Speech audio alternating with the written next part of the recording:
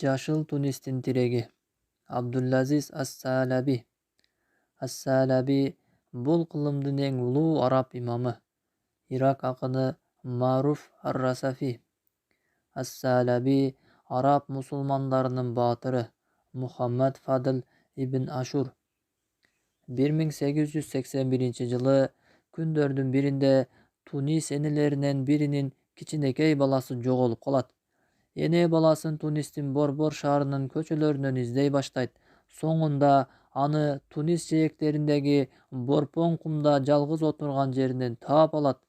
Энеси 7 жаштан өтө элек баласын чуркап барып кучактап бооруна кысат. Бирок ал кичинекей баласынын жүзүнөн тамчылап жаткан жашты көрүп, жаш балдар урган окшойт деп сураса, жаш бала жаш толгон көздөрү менен энесин карап, балалык үнү менен мындай дейт: "Апаке, мени эч ким урган жок, бирок биздин шаарга кирип алган француздарды көрбөй жатасызбы? Алар Тунисти басып алышты, биз аларга каршы согушмайынча кетишпейт." Бул 7 жаштагы баланын өзгөчө көз ирмемдери эле. Мына ушул көз ирмемдерде Тунистин тирүү легендасы төрөлөт. Ал Тунис легендасы кол башчы Абдуллазиз Ас-Салаби. Дал ошол учурдан баштап Тунисти баскынчы француздардан бошотуу миссиясын өзүнө алган. Баскынчылар ар дайым өздөрүн актоо үчүн бир эле ыкманы колдонушкан: цивилизацияны жайылтып, замандан артта калууну жоюу. Бул учурда Тунис илим жана маданият жагынан өнүккөн өлкө экенин көпчүлүгүбүз билбейбиз. Ал учурда Тунис Хайруддин жана Шейх Махмуд Кабаду жана башка чыгаандардын колу менен өнүгүүгө ишенимдүү кадам таштап калган учуру эле. Бирок баскынчыларга мындай өнүгүү жаккан жок. 1881-жылы Алжир менен Тунистин чек арасында уруулар аралык жаңжал чыгып кеткен. Мунун шылтоосу менен Франция Туниске басып кирип, 1882-жылы 12-майда коргообузга алдык деп жарыя кылып, франциялык араб Луи Машуэлди билим берүү министри кылып тайындаган. Ага билим жана маданият тармагында бардык нерсеге уруксат берилген. Зайтуна университетиндеги окуу программаларды жана араб тилинен мурда француз тилин үйрөтүү сыяктуу маселелерди өзгөрткөн. Ошону менен ал окуу жайдагы шарият илими менен заманбап илимди бирдей үйрөнүп кетүүнү да токтоткон. Андан кийин Тунис жашоочуларынын эркиндигин чектеп, административдик башкарууну да француздардын системасы менен жүргүзө турган кылып, расмий тил катары француз тилин киргизишкен. Жигердүү иштеп жаткан Зайтуна университети жана аскер окуусу менен бирге инженердикти жана математиканы окутуп жаткан Бардо аскер академиясы иштерин токтотууга аргасыз болушкан. Хайруддиндин Тунистен кетүүсү элин руханий жактан алсыраткан. Ал Франция Тунисти басып алуунун алдында министрликти тапшырып, Осмон мамлекетинин баш вазирликке чакырган сунушун кабыл кылып, ошол жакта калган. Ошол учурда Тунистен Шейх Салим Бухаджб жана Башир ибн Мустафа Сафар аттуу эки баатыр чыгат. Ал экөө биргелешип Аль-Хадира аттуу окуу жай түптөшүп, ошол эле ат менен жумасына бир жолу гезит басып чыгарышат. Андан кийин алар 1896-жылы Халдуния университетин ачышат. Мына ошол учурда 1874-жылы Тунисте төрөлгөн Абдуллазиз Ас-Салаби чыгат. Аны Алжирдеги француздар менен күрөшкөн чоң атасы Абдурахман Ас-Салаби тарбиялаган эле. Ал чоң атасынан ыйык Куранды, араб тилинин грамматикасын жана акыйда илимдерин окуган. 1895-жылы Тунистин эгемендигин талап кылып, улуттук партиясы түптөлөт. Абдуллазиз Ас-Салаби да өзү Ислам улуттук партиясын түптөгөнгө чейин жогорудагы партияга мүчө болуп турган. Андан кийин Сабил Ар-Рашад аттуу гезит чыгара баштайт, бирок анысы бир жылдан кийин жабылып калат. Ошол учурда Ас-Салаби француздар аны кармоо ниети бар экенин байкап калып, Греция жана Болгария аркылуу Осмон халифатынын борбору Стамбулга 1898-жылы жетип барат.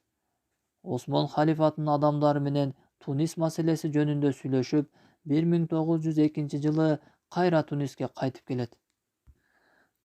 4 жылдан кийин келсе, француздар саясатка таптакыр киришпей дербиштикти тутунган суфилерди жайылтып, ошолорду колдоп жатыптыр.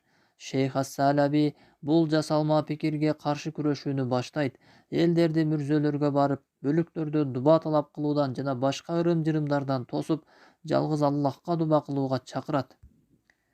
Француздар ас-Салабинин диндин негизи болгон Куран жана Сүннөткө чакыруусу алардын планына терс таасирин тийгизерин байкап калышат.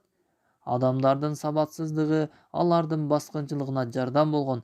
Ошондуктан цивилизацияны жайылтуу дооматы менен жүргөн француздар ас-Салабини 1906-жылы кармап, абакка отургузушат.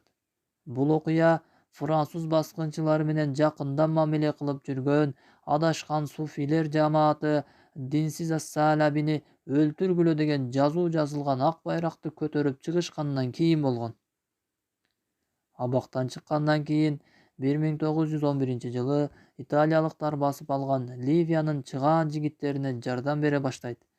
Анын бул кайрымдуулугун билген француздар аны 1912-жылы кайрадан кармап, биротоло кутулалы деп өлкөнүн сыртына чыгарып жиберишет. Бирок элдер анын кайтып келүүсүн талап кылышып, көтөрүлүш чыгарышат. Ошентип, Шейх ас-Салаби 1914-жылы кайра кайтып келет.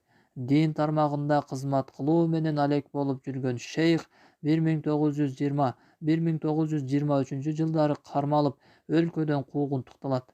Ошентип, Шейх ас-Салаби Иракка жайланышып, 1925-1930-жылдар аралыгында Багдадтагы окуу жайларда лекция окуп эмгектенет. Ирактыктар анын араб тилин аябай туура, чечендик менен сүйлөгөнүн байкашып, аны студенттердин делегациясына жетекчи кылып Египетке жиберишет. Ал 1925-жылы Египетте халифат кулагандан кийин өткөрүлгөн халифат конференциясында Ирактан барган өкүл катары катышкан. Шейх ас-Салаби бул конференцияда эң көрүнүктүү адамдардын бири катары катышкан. Андан кийин ас-Салаби Ирактан Египетке өткөн. Ал жерден Кытайга, Сингапурга, Бирмага жана Индияга чейин барып, элдерди исламга чакырган.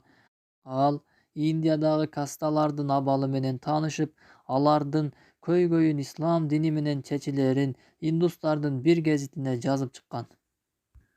Түшүндүрмө: каста Индияда жана чыгыштын кээ бир өлкөлөрүндө өзүнүн укугу жагынан жана теги жагынан бириккен коомдук топ. Кыз алып, кыз берүүнү топтун ичинде гана жүргүзөт. Топтун өзүнүн адаттары жана мыйзамдары бар. Түшүндүрмөнүн аягы.